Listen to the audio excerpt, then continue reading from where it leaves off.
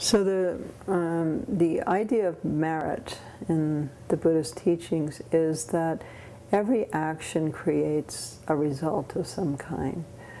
And a positive action creates a positive result. And those positive results accumulate in the mind stream of that individual. And so it's like when you give someone a gift and you see their joy in that gift. And there's a feeling that you have inside of, I've done something good. Or maybe you're able to help somebody or provide some kind of support or make an offering that makes a difference. All of those things you can actually feel in your own system as something positive that's accumulating. And that's what merit is. It's that positive result from actions. So if we see ourselves as mind streams that are occupying this body right now, all those positive actions, the impressions of those, the karmic traces of those remain in the mind stream. And so there will be more and more tendency to do those positive things. So the more merit that is accrued, the more tendency to accrue merit there will be. And that's why the accumulation of merit is emphasized in the sense that you almost have to practice it. Maybe you don't have the tendency to be generous or patient or diligent or to make offerings or anything like that. So you actually have to kind of train in that, and you have to know, okay, if I do this, what will the result be? And so it's really the teaching of karma that in which the idea of merit is developed.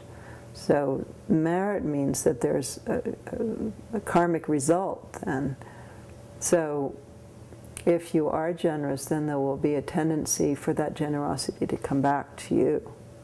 And you can see this very tangibly in your own life, that how positive actions and loving kindness and so on, that creates something which then comes back to you. I have a friend who, Jacqueline Mendel, who's also a Western teacher, and she raised 2 girls. And she was telling me how when she was young, her kids were always having to give up their bedrooms for various visiting lamas or teachers or that kind of thing. And so then they'd have to sleep in the living room. And she said to them, you know, the merit of this is going to come back to you someday.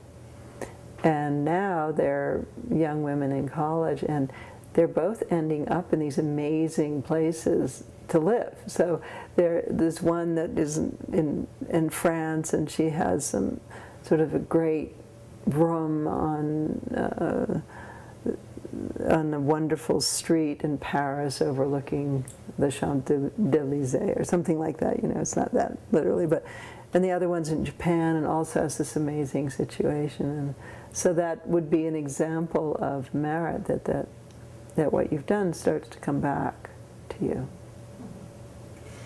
And for nuns and monks, a lot of the ritual practice, so doing pujas in the community or in the homes, is also part of the making merit? Mm-hmm. Mm-hmm.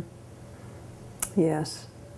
So the idea of a monk or a nun accruing merit for themselves, but also for the family. If we think of a monastic going into the home of a layperson, like Machi Latrin did when she was young, going into the homes of lay people and reading Prajnaparamita Sutra. If we think of this as energy, and it's an energy stream that's entering that home, and it's a positive energy stream connected to the teachings, even if people are not educated to the point where they know what's being said, and when Machik would recite Prajnaparamita, the whole idea was to do it as quickly as possible, so it was really speed reading, and you couldn't understand the words, but it's an energy stream and intention that's then flowing through that household, and that brings a benefit to those people in the house, and then them sponsoring that to be done in their houses helps the monastics, and so that creates merit also.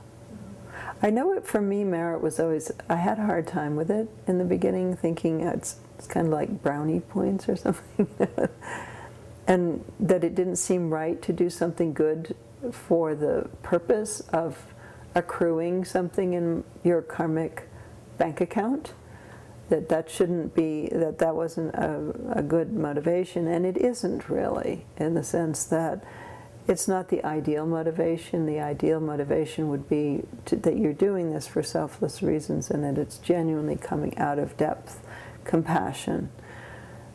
But the idea of merit helps people who don't already have those tendencies to think. It's kind of logic that an ordinary person can understand. And why should I do this? Well, if you do this, then this will be the result. And they go, oh, I want that result. And so it's kind of starting out at that level of sort of simplistic understanding of karma, and then gradually, hopefully, developing into a deeper understanding of egolessness, of self and phenomena, and that there's no one accruing merit, there's no merit being accrued, and there's no object of that merit either, ultimately. Yeah, it wouldn't have as much status. A nun coming wouldn't be considered to have as much merit, gaining power. And that's why the nuns died out, because in terms of offerings, the idea or the theory was that nuns did not have the same ability to give merit, or giving to a nun didn't accrue as much merit as giving to a monk. And so, of course, people wanted to give to the monks to get more merit. And so gradually the nuns died out because there was no support for them.